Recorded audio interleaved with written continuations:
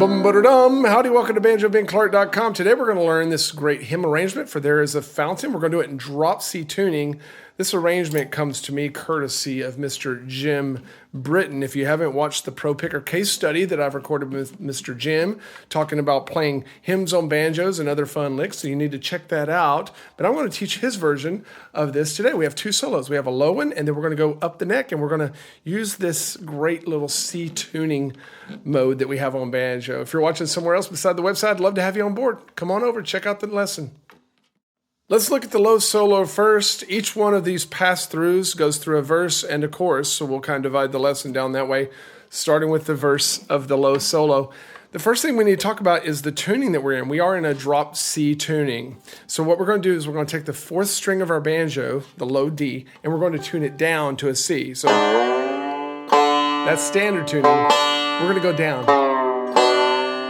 Now, how can you tell when you reach the right C or you reach the right note? Well, of course, you can use a tuner, but also it will be one octave lower than the C note that we find on our second string. So if we press this first fret on our second string,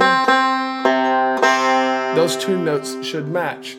Now, just a note of wisdom that often whenever we down tune that low fourth string, it causes some of our other strings to go a little sharp. So you may want to check that as well. It takes a little while to get it settled in, but we are now in. And I love that lower voicing that the banjo creates there. Okay, so whenever we are playing in drop C tuning like that, what do we need to think about? Well, we're going to have some different chord shapes, right? First of all, our C chord is going to look a little different. We're not going to have to play anything with our middle finger. So there's our C chord.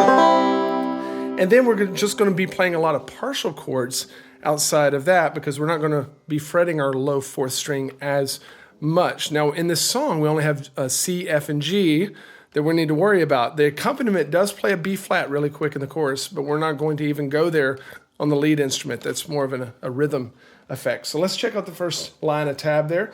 What is the melody doing? The melody is starting out on the low C string now, sliding up and doing this. So we're going to primarily accompany that melody with forward rolls right now.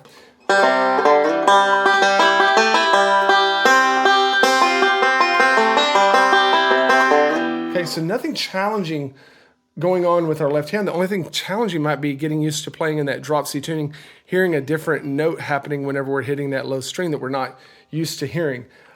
Also, I would encourage you to leave your fingers down in these chords as much as you can, even when you're not playing the notes, just for overtone's sake. So I'm going to keep this first finger down on that C note almost the entire time through, except when I'm forced to come up. Again, slowly.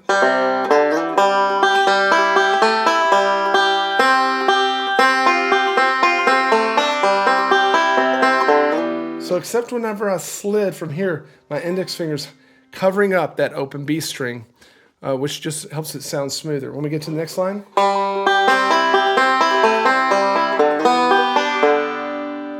Whenever we land on that second fret down there, that doesn't look like a G shape, does it? But that's what we have. We have a G chord for a couple of measures. We're actually going to play a G7.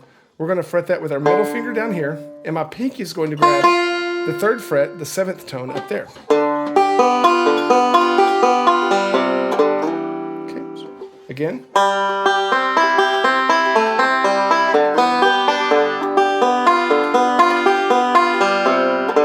We need to try to keep our melody out front, keep it louder than the other notes if we can. We got a little bit of repeating here in the third line.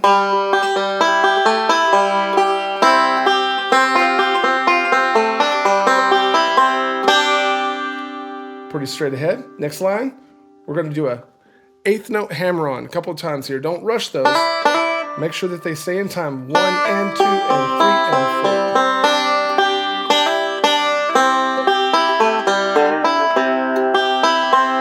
Let's talk about that lick in measure 17. Sounds like this. It's a very common lick over a C chord whenever you're in that C tuning.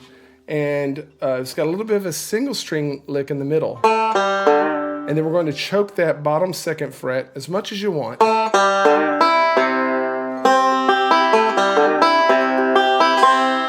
Okay, Now let's go into the chorus, moving quickly now. Now we're going into the chorus. We're going to start off with a hammer on this time. Again, hanging out over that C position as much as we can to keep the overtones from the open strings out of there. And I'll have you notice that measure 20 is a B flat chord. That's what the guitar and the bass are playing. We're not going to really pay tribute to it here. And I'm going to keep that index finger down so that I don't have my open B string ringing out into an F sharp. That whole line.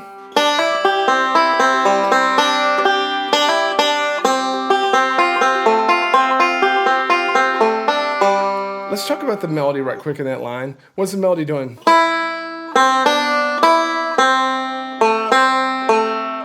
So can I play it in a way where my melody notes are accented more than my other notes? Let's try it.